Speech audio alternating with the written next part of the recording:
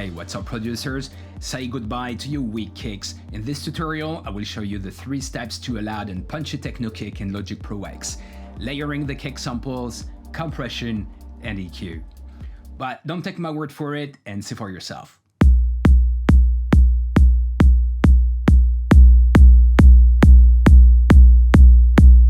If that's what you're looking for, then keep watching. It's actually an easy process, you just need the right plugins. For the compressor, I'll be using UHI Presswerk. I get better results than with FabFilter Pro C2. And for the equalizer, I will be using Neutron 4, but you can use FabFilter Pro Q3. They are equally good, and if you have a favorite compressor or EQ, let me know in comments.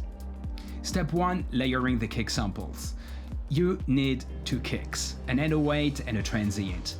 In Machine, I have Kick 80812 and Kick Aviator from Native Instruments sample packs.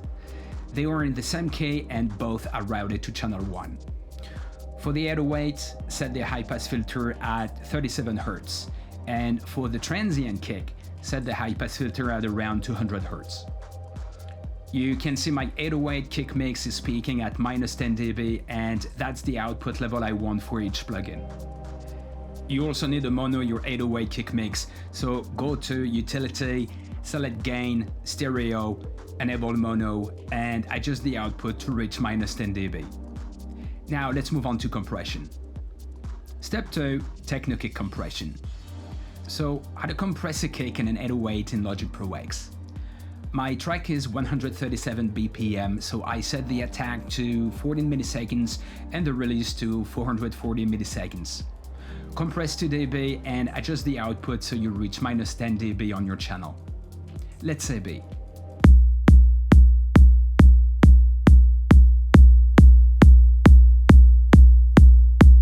It's punchy alright, but not enough, so let's EQ.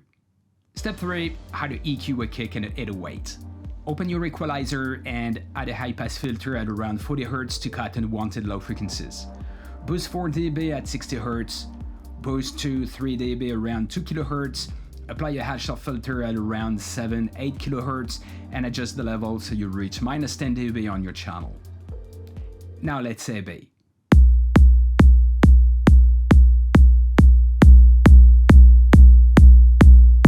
And that's how you get a loud and punchy techno kick.